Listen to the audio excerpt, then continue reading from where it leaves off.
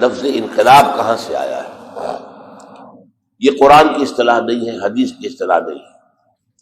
ویسے یہ کہ اس مادے سے بہت مرتبہ قرآن مجید میں الفاظ آئے ہیں، اگرچہ انقلاب کے لفظی معنی ہے تبدیلی، اور یہ لفظ کسی بھی قسم کی تبدیلی کے ساتھ جڑ جاتا ہے۔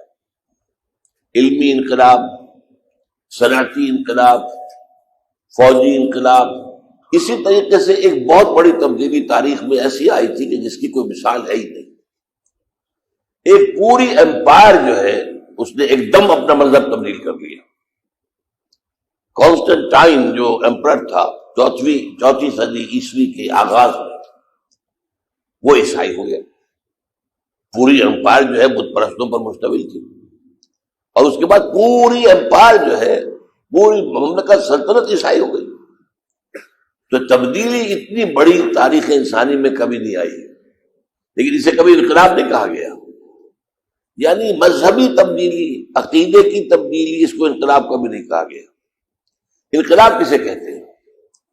کہ جو ہمارا اجتماعی نظام ہے اس کے کم سے کم کسی ایک پہلو پر بڑی چوٹ پڑے اور اس کے اندر تبدیلی آئے۔ سیاسی نظام بدل جائے، ملوکیت ختم ہو جائے، جمہوریت آ جائے، معاشی نظام ختم ہو جائے، سرمایہ داری ختم ہو جائے اور سوشلزم یا کمیونزم آ جائے۔ اسی طریقے سے معاشرتی تبدیلی، ایک ہے انسانوں کی اونچ نیچ۔ ہندو معاشرے کے اندر آپ کو معلوم ہے کہ یہ چار جو ان کی شاخیں ہیں یہ بالکل طے ہے۔ برہمن سب سے اونچا، پھر کشترگری ہے، اور پھر جو ہے ویش ہے، اور اس کے بعد جو ہے وہ شودر ہے۔ اب اس میں انقلاب یہ آنا کہ سب برابر ہو، یہ انقلاب ہو جائے گا۔ تو سیاسی، معاشی یا سماجی، ان تمام میدانوں میں تبدیلی ہو جائے، یا کم سے کم ایک میں بنیادی تبدیلی ہوگی تو اسے انقلاب کہیں گے۔ یہ ہے اصل میں اس لفظ کا سارا پس منظر۔ تو اسلام کا انقلاب یعنی یہ کوالیفائی کرتا ہے، حضور کا انقلاب جو ہے، بلکہ وہ تو اس اعتبار سے کہ جس قدر پروفاؤنڈ انقلاب وہ تھا، ہر شے بدل گئی۔ سیاسی ڈھانچہ بدل گیا، معاشی ڈھانچہ بدل گیا، سماجی ڈھانچہ بدل گیا۔ پھر یہ کہ جو انقلاب میں زیر بحث چیزیں نہیں آتی وہ بھی بدل گئی۔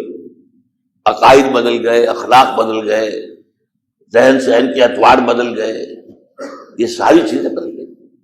تو ٹوٹل ریولوشن جس کو کہا جائے گا وہ تاریخ انسانی میں صرف ایک مرتبہ آیا ہے، اور وہ نبی اکرم صلی اللہ علیہ وسلم دست مبارک سے آیا۔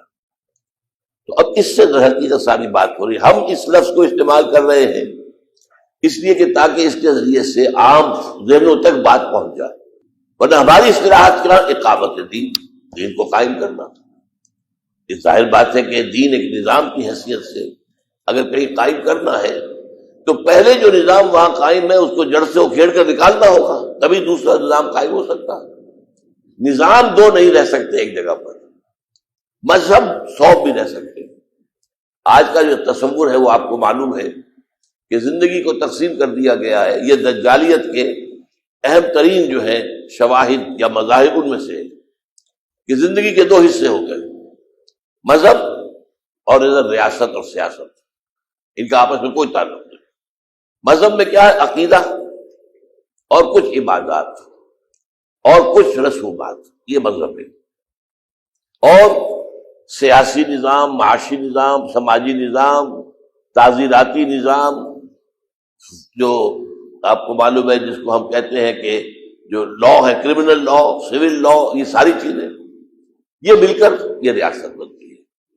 تو یہ مذہب جو ہے 100 بھی ایک جگہ رہ سکتے ہیں، لیکن نظام تو 2 ایک نہیں رہ سکتے۔ یا تو ایک، اگر سرمایہ داری ہے تو کمیونزم ممکن نہیں ہے، کمیونزم ہے تو سرمایہ داری ممکن نہیں، ملوکیت ہے تو جمہوریت کا سوال نہیں، اور جمہوریت ہے تو ملوکیت کا سوال نہیں۔